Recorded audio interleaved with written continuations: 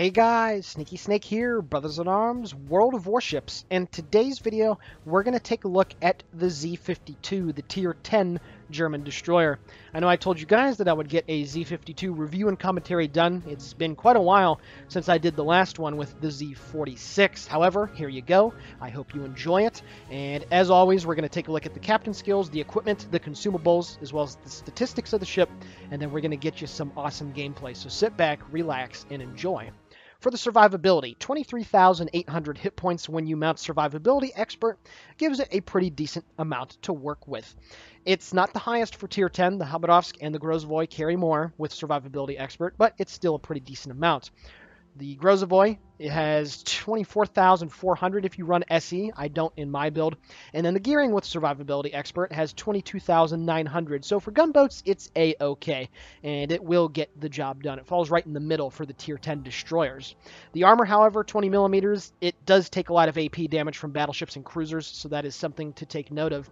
The artillery on this ship, you get 6 128 millimeter guns. The big difference from the Z-46 at Tier 9 is that you have 2 of the turrets up at the front instead of 2 at the rear. The gun angles are pretty good. The reload on my build is 4 seconds, which is A-OK. The AP alpha damage is fantastic at 3,000 potential, 12.1 kilometer firing range, an 8% fire chance, which is OK, and 830 meters a second shell velocity. So these guns are honestly pretty good. They're not as good as gearing guns in point-blank range fights, but they will certainly get the job done.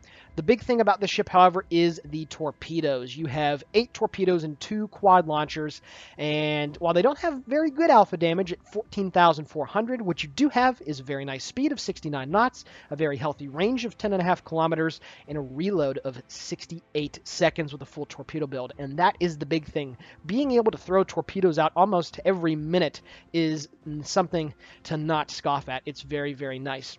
The AA on this ship is, it's not that good. Don't be deceived by the number of 64 for my AA defense. The DPM is, it's okay for a Tier 10, but of course this thing does not have access to defensive AA. So with that being the case, well, in all honesty, you're not going to be shooting very many planes down, and that's just something that you're going to have to deal with in this ship. So divisioning up with somebody that has defensive AA in a cruiser or another destroyer is nice, and it can be a little tricky cap contesting at the early part of the game when there's an enemy CV afoot. The maneuverability on the ship is one of the downsides, not for the top speed with the Sierra Mike flag, 39.4 knots, which is pretty nice. With the speed boost, you can get over 40 knots pretty easily. However, it's the turning circle and rudder shift, 700 meters and 4.5 seconds, at least for my build. So if you don't have your hydroacoustic going and torpedoes do surprise you, it can be a bit tricky to try to get in between them. The concealment, however, is just fine, 6.1 kilometers. In all honesty, most of the Tier 10 destroyers have detection ranges between 5.9 and 6.1, so you're pretty much going to be detecting Grozovoys, gearing, Shimikazes at the same time, so it's really not that big of a bonus, but nonetheless, 6.1 kilometers is still A-OK in my book. So that's the base stats with the ship. We're now going to take a look at the consumables. I run all premium because I don't care about making money. I care about doing good at the high tiers. Smoke generator, it only lasts for 77 seconds, and that does include the 20-second active time. German smokes, of course, are not the best in that regard. The engine boost, plus 8% to maximum speed, is nice. Active for 2 minutes, so that's good. But the big thing is the hydroacoustic. 5.9 kilometer ship acquisition and 4 kilometer torpedo acquisition. And if you run the hydroacoustic upgrade, it lasts for 146 seconds. That is unparalleled in cap contesting, and it makes you the most dangerous destroyer in the game at getting on those caps, because you can simply outspot people with the hydro when you're in your smoke. It's such an advantage to have, and it's really, really nice. For the upgrades, main armaments mod 1, pretty standard. The second one, if you have it, hydroacoustic search mod to increase the duration by 20%. If you don't have that, propulsion mod 1 is okay in my book. For the third slot, I know the AA isn't good, but I still prefer to go with AA guns mod 2, at least give it a little bit extra range, so who knows, maybe you'll shoot down an extra plane because of it.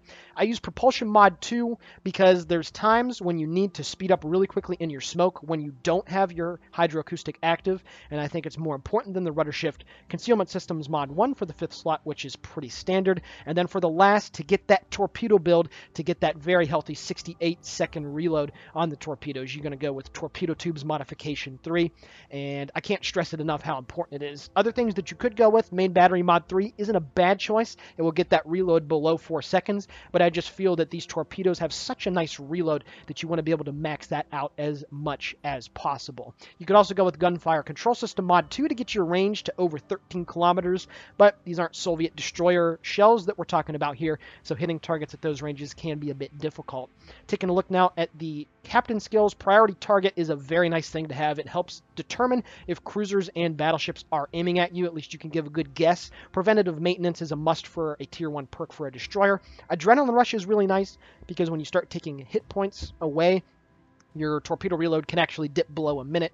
Last stand, of course, I don't need to explain that. Superintendent, also a pretty standard choice. Torpedo reload armament expertise to get that really nice torpedo build is also not really up for discussion. Survivability expert is very, very nice, getting that healthy 23,800 hit points. And then concealment expert as well, getting it down to that nice 6.1 kilometer range. For other skills that are applicable to the ship, BFT is not a bad idea. They'll get you down to about a 3-second reload if you combine that with main battery mod 3.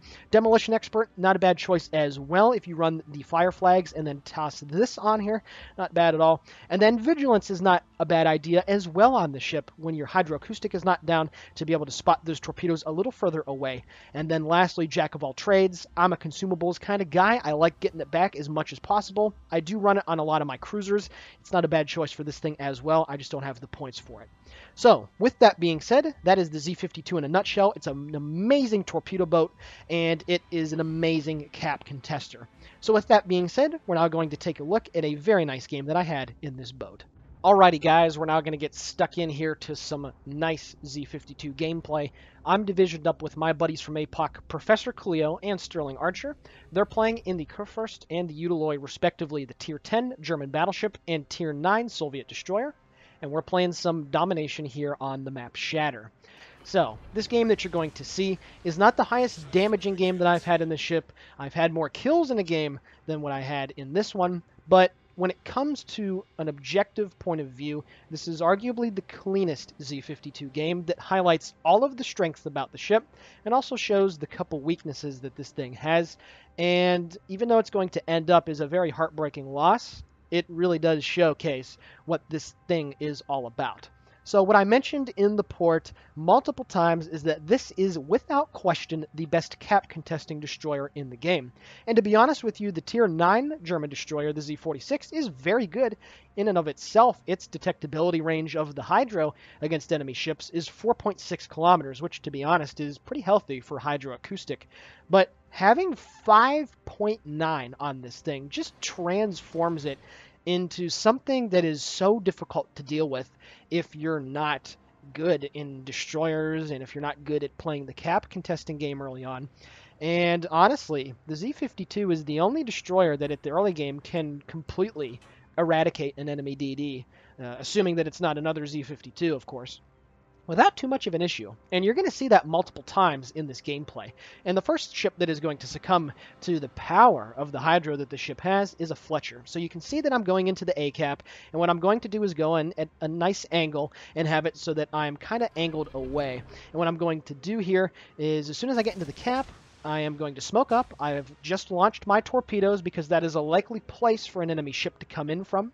According to where they would spawn at, most of the enemy team would spawn around, I3, I4, H3, H4, something like that. So what I'm going to do here is now, since I am detected, I do have a worse concealment rating than the Fletcher, is I'm popping my smoke screen, I use my hydro, but what happens is that now he is at 5.7 kilometers away, and he cannot get out of the range of my hydroacoustic. There is absolutely nothing that this Fletcher can do here. The only hope that he would have to live is that if he had a friendly cruiser right next to him to be able to provide radar and get eyes on me, but it doesn't matter as I pick up the first blood and secure my first kill of the game. I didn't lose a single hit point from it, and yeah, I still got a minute and 34 seconds left on the hydroacoustic. And what that Fletcher did right there, well, to be honest with you, I knew that my hydro would be able to extend all the way through the cap because of the immense range that it has, and him coming on that side of the island with no way to turn left immediately, well, he was dead before he even got on the capture point because that was his plan.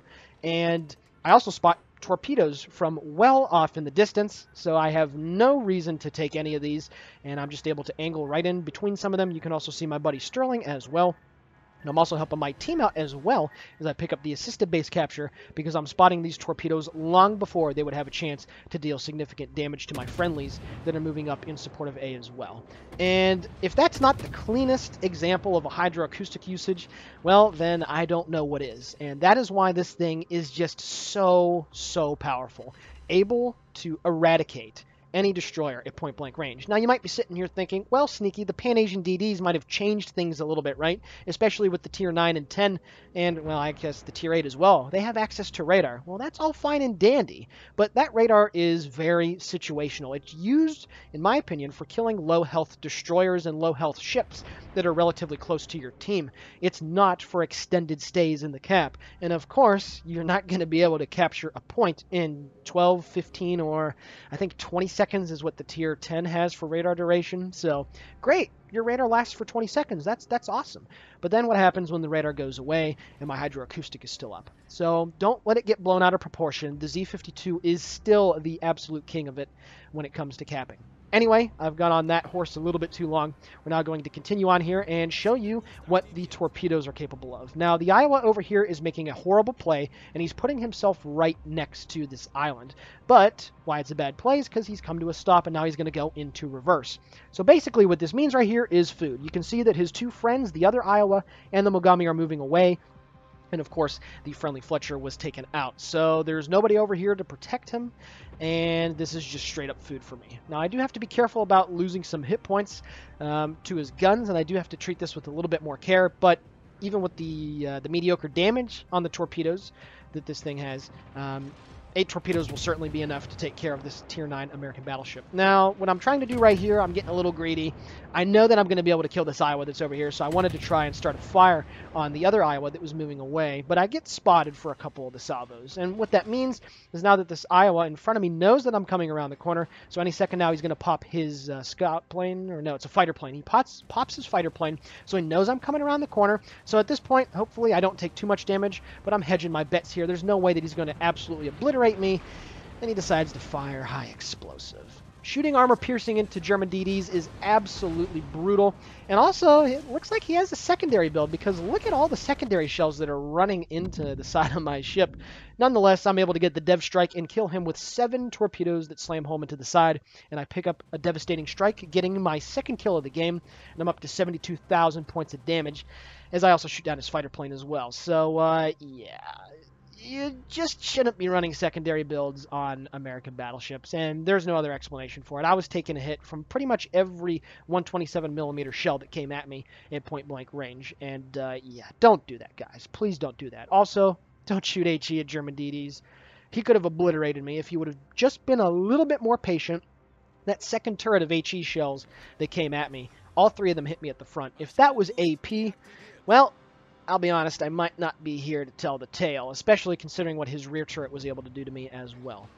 So, with that being said, this entire flank has been cleared out, sans for the Iowa that continues to run away. There's also an enemy Ognavoy that was spotted a couple minutes ago who was running away from this cap, and you can see with 1332 left in the game, all is well at this point. 631 to 282.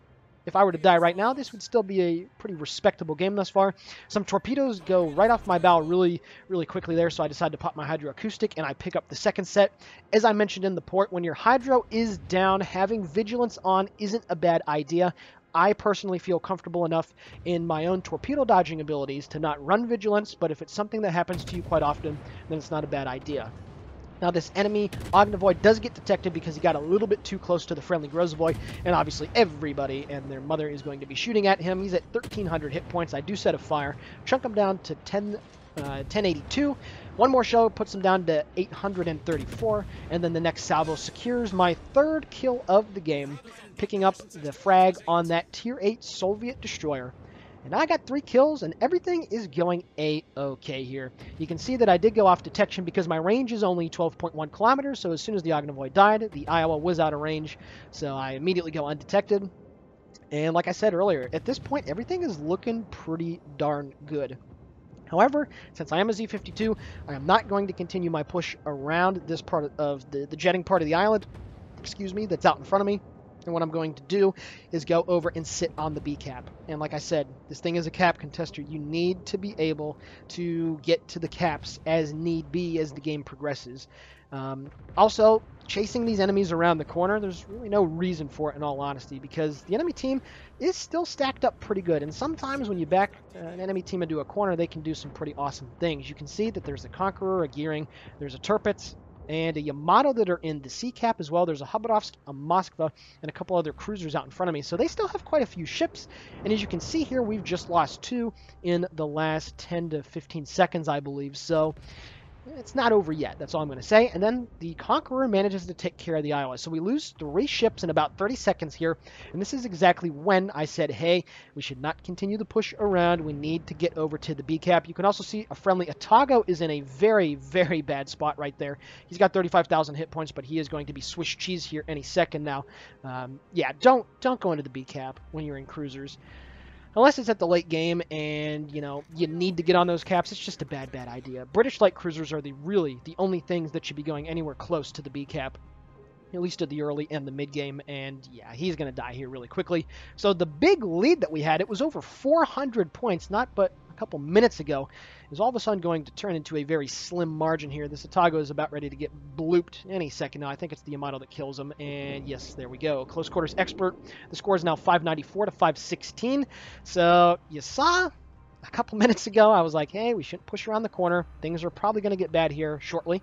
And that's exactly what happens. But we still have the lead. We still have the cap lead. And that's A-okay. And now we're going to talk a little bit more about the Torpedoes. And having this reload, you can see at 10,000 hit points with Adrenaline Rush going, I have a reload of 1 minute. So honestly, it feels like a mid-tier Japanese destroyer reload, because it is. And even though the alpha damage is not good, what you're going to see here over the next couple of minutes is I'm going to flood the corner of Bravo with torpedoes. And it's going to hold up quite a few of the enemy ships for quite some time. And why that's important is that these torpedoes are death by volume. They're not death by alpha damage. Being able to get floodings on enemy ships is oh so important, because it forces them, generally speaking, to burn their damage control immediately. And then when you have torpedoes coming every minute, well, they're going to be on cooldown for longer than a minute. I can tell you that much. So being able to do that is really important, because getting them to flood and getting them to hemorrhage hit points really big amounts of hit points, I should say, is you know, it's good. It's a very good thing to have, and the Z-52 is perfectly equipped to be able to do that.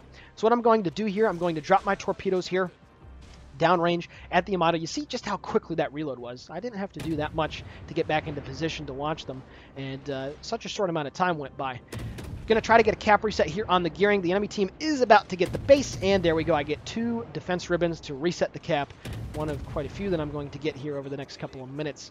Still shooting my guns here. You can see my hydroacoustic is about ready to come off a cooldown. My buddy Cleo was pushing in his Kerfers to get him on the hydro, so the gearing had to move forward, and now he is within range of my hydroacoustic search. And this is another example where this guy, well, if there wasn't a cruiser in range to be able to radar me, which there isn't at the moment, there's just nothing that this gearing can do. I have him in a perfect situation for me. I'm able to deal all this damage, and even with the smoke firing changes, he'd have to get within 3 kilometers of me to be able to detect me. He gets hit really hard from the friendly Yamato. My AP goes into the side and deals a lot of damage, and then the Yamato's secondaries manage to take care of business. Now you can see here the Moskva is pushing in. He's now 11.7 kilometers away, and once again, every minute, I'm launching my torpedoes downrange, and you can see the Moskva does indeed use his radar. However, I was anticipating this, so I was already starting to move forward by the time his radar got popped. He is going to shoot at me. I get some more base defense ribbons. I'm up to 9 now, and I'm going to get out of dodge here and just wait for the Moskva's radar to go out. And I still got 1 minute and 27 seconds left on the hydroacoustic, so it's another thing when you do have the hydroacoustic modification and you get 2 minutes and about 20 seconds worth of it, it's just so deadly because it lasts for such a long time that enemy destroyers and enemy ships, for that matter, that misplay, they just can't escape, in all honesty. Well, they can escape, but it just takes so much to be able to do it. It's just really difficult.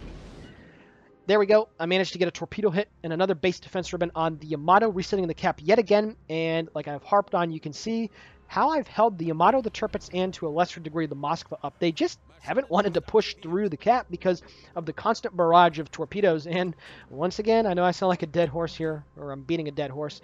The torpedoes are reloaded yet again. Now, what I screwed up here right now, I should have shot my guns before I dropped my torpedoes to get the reset on the base, but unfortunately I did not. I was a little scared of both of the battleships as well as the Moskva shooting at me, so I made a bit of a misplay right there, and I let the enemy team get that B cap for free, which is something that it shouldn't have happened, and that's definitely a misplay on my part. I'm up to 116,000 points of damage as I go undetected, so a very, very healthy amount of damage dealt so far, but there's still plenty more that I need to be able to do to secure the victory. If you've also lost track of the team score, it's now 566 to 783. My buddy in the Yamato goes down, and all of a sudden we only have 3 ships left.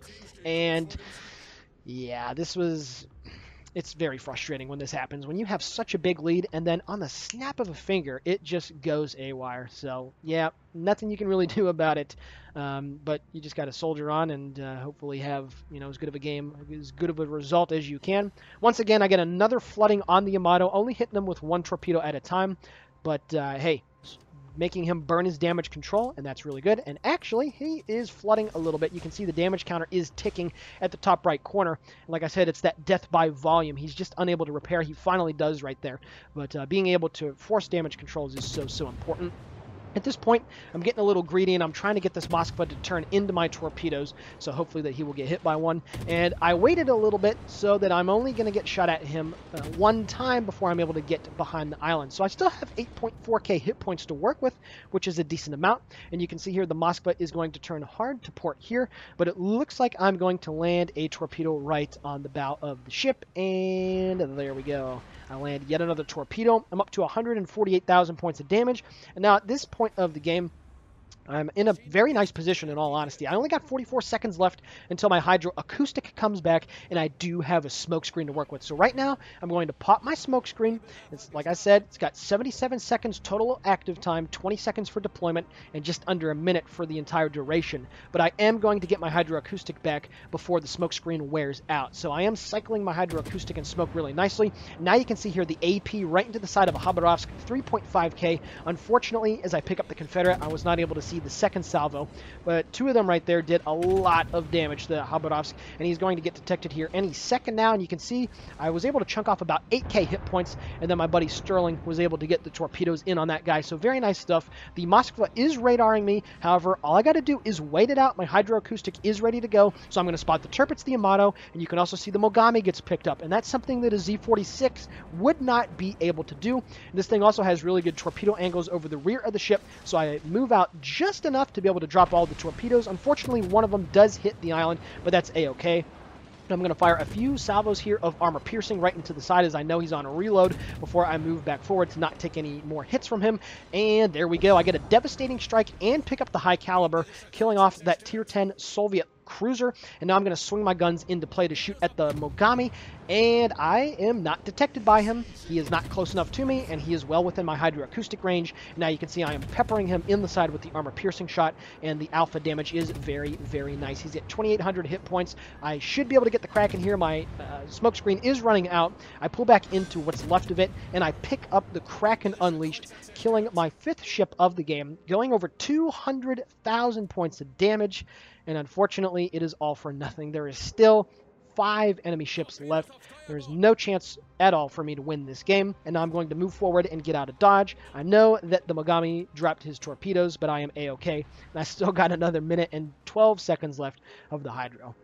So that little engagement there right at the end, well, really the only thing that could have been better is if my hydroacoustic was back a little bit earlier, so I would have been able to get more armor-piercing salvos into the side of the Khabarovsk. But because I was able to hit him in the side really, really nicely, Sterling's torpedoes were able to come in and take care of business, and then I was able to use my hydro to stay hidden from the Moskva, use the torpedoes, and then take care of the Mogami. And that right there is something that, well, hardly any other destroyer, maybe a Z-46, would have been able to do. But even then, the Z-46 would have not been able to spot the Mogami. Alrighty guys, taking a look now at the post-battle results. 663,000 credits received and 2.6k total EXP. I picked up 2 dev strikes as well as Confederate, Kraken Unleashed, First Blood, and High Caliber. I dealt 203,900 points of damage off of 170 shell hits and 15 torpedoes. Like I mentioned earlier, that death by volume is fantastic. 2 planes shot down, 5 ships destroyed. I set 4 fires, caused 10 floods, had 10 base defense ribbons, and 1 assisted base capture. Taking a look at the team score, 1,776 base EXP in a loss. That is a fantastic result, regardless of the victory or defeat. Taking a look now at the detailed report, 57,000 points of damage dealt with the main battery, with the majority coming from the AP shells, 130,000 points of damage dealt with the torpedoes. That might be a record for me in the Z-52 thus far, but like I said, it's pretty much the most perfect example that I can think of. And I also did a further 15,000 points of damage dealt with fires and floodings. I also had about 500,000 potential damage, 45 out of the 120 capture points, and look at that, 110 out of 128 possible defense points. And I honestly should have had more, but like I said, I didn't shoot in time to reset it for like the 4th time or something. So, with that being said, I hope you guys enjoyed this replay, and it shows you everything that you need to know about the Z-52. It is one of my most played destroyers. It is one of my favorite destroyers. And like I said over and over and over again, the cap contesting ability of this thing is second to none. So with that being said, this is the Sneaky Snake for Brothers in Arms World of Warships signing off. Please consider giving the video a like, commenting on it, and possibly subscribing to the channel. And as well, let me know how your experiences have been in the Z-52 and what you think about the ship. So, Sneaky Snake here for Brothers in Arms World of Warships signing off. Guys and gals, as always, have a great day.